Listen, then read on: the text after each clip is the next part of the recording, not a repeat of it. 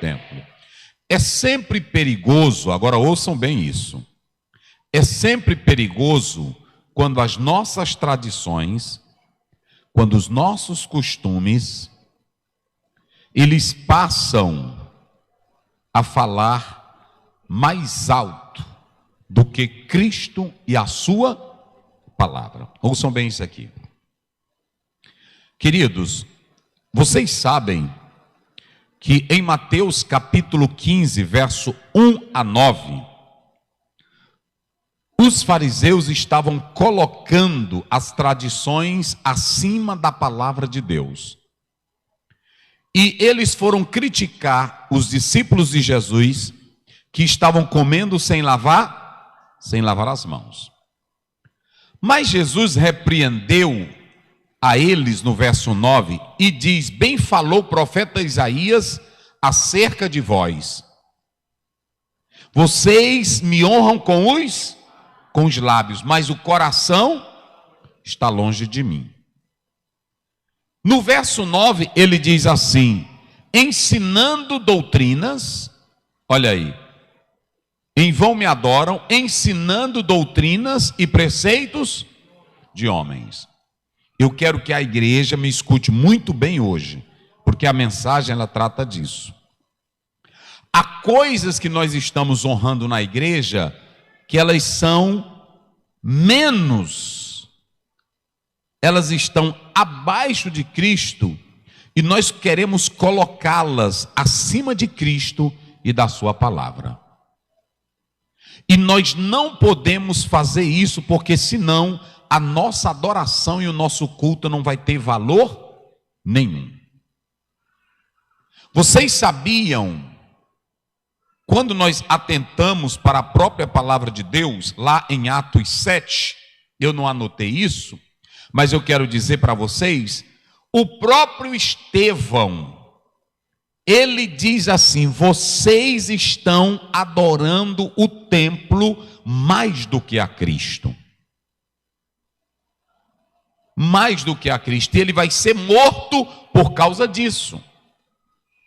Então, às vezes, as nossas tradições e os nossos costumes não bíblicos, ouçam bem, não bíblicos, mas dos homens, estão matando as nossas igrejas.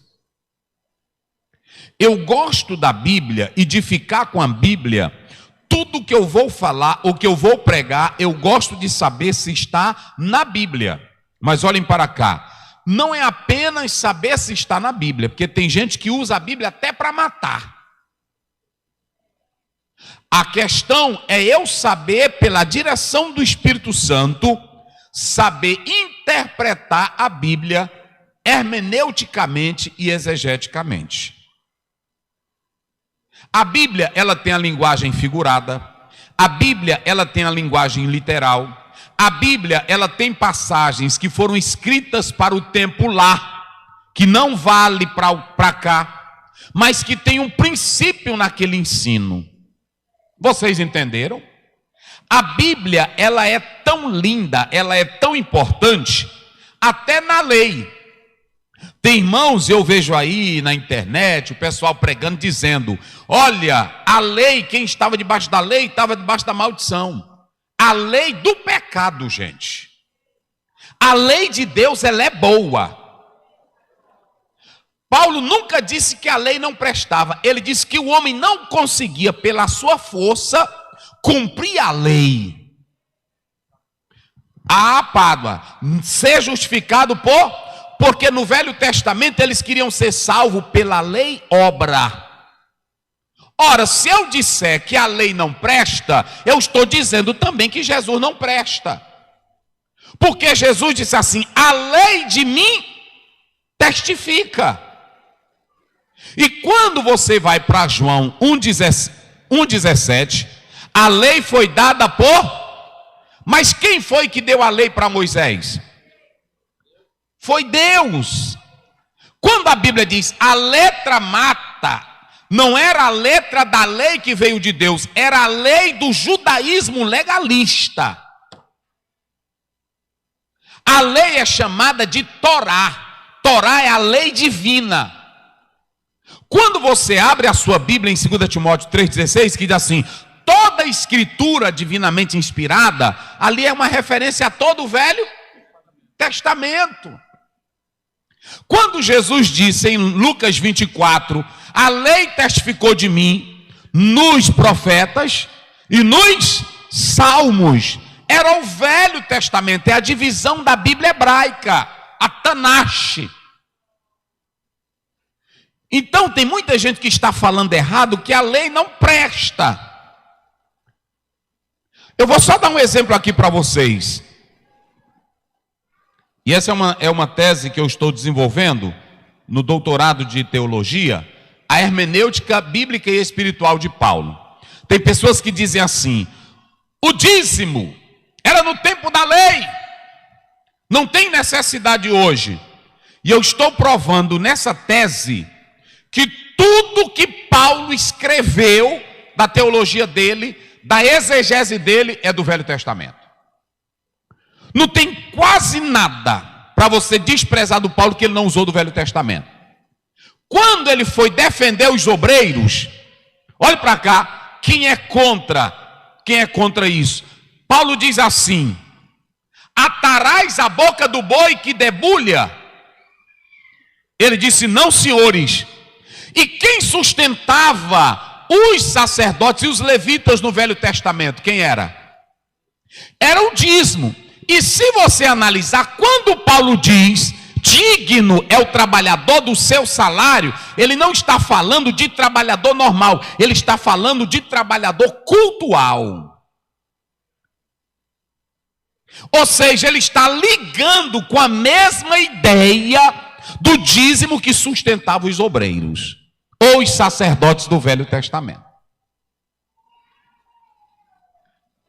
Veja que ele diz: aquele que come do altar, ou que vive do altar, que semeia o espiritual, ele não pode colher o quê? O material. Então Paulo não falou nada. Eu vou dar um exemplo aqui para vocês. Ele pega a pedra de Israel e diz: a pedra lá de Israel, que ferir e bateu água, o que ele diz? Era Cristo. Ele vai interpretar tudo baseado no Velho Testamento. Não é assim? E tem muita gente que diz assim: a lei não presta. Se você disser que a lei não presta, eu vou concordar contigo se tu disseres a lei dos escribas, dos fariseus, que era legal. Mas a lei de Deus é boa. A lei de Deus é perfeita. O problema não era a lei, o problema era o homem. E Jesus disse em Mateus 5,17 em diante: eu não vim revogar a lei, eu vim cumprir a lei. Irmão, a lei ela tem costumes. E olhe para cá, não há teólogo nem exegeta no mundo que possa dizer, porque nós temos coisas que foram cumpridas, mas nós temos coisa da lei lá, que ela é incluída na nova lei colocada por Cristo. Tudo, até o vaso sanitário que tu usa hoje, veio da Bíblia. Pastor Oziel, me veja aí se não me foge a memória, porque foi agorinha. Vê se é 23:14 de Deuteronômio, vê aí. Só para você ter, a Bíblia, irmão, é perfeita. A Bíblia não tem nada, como é que diz aí? Deixa eu ver aí. Lê aí como é que diz. Porquanto o Senhor teu Deus anda no meio do teu arraial, sim, para te livrar e entregar os teus inimigos diante de ti. Vai. Pelo que o teu... É o 13, é o 13. É o 13, coloca aí. É o 13, olha aí. Não, e entre as tuas armas terás uma pá. Olha o que Deus diz. Cada homem que estava no arraial, ele tinha uma espada para lutar, tinha tudo. Mas Deus diz: mas tu vai andar com a pá. É o papel higiênico, vai. E será que quando estiveres assentado fora, vai. Então com ela cavarás e virando-te cobrirás aquilo que saiu de ti. É a fossa, meus irmãos, a Bíblia. Ainda tem gente que diz que a Bíblia precisa ser atualizada. Quem glorifica a Deus pela Bíblia? Isso aqui é Bíblia, gente. Deus, ele faz isso por duas razões. Já imaginaram 3 milhões de pessoas fazendo as necessidades fisiológicas, o dito cocô, todo mundo fazendo junto, 3 milhões de pessoas. A bagaceira era grande. Deus quer ordem, diga comigo, Deus quer ordem. Aí ele diz, olha, quando tu fores fazer, é porque ali é o eufemismo, está suavizando. Quando tu fores fazer a tua necessidade, leva uma pazinha. Aí pronto, aí quando, antes de tu fazeres a tua necessidade, cava um buraco, faz a tua necessidade naquele buraco e depois tu cobre. Está aí. O que eu quero dizer aqui, olhem bem para cá. Tem coisas na lei antiga que foi colocada na nova aliança em Cristo, que ficou também o princípio. Tem muita coisa do Antigo Testamento que ficou o princípio. Então eu tenho que analisar isso com muito cuidado, com muita análise. Senão não vai dar certo.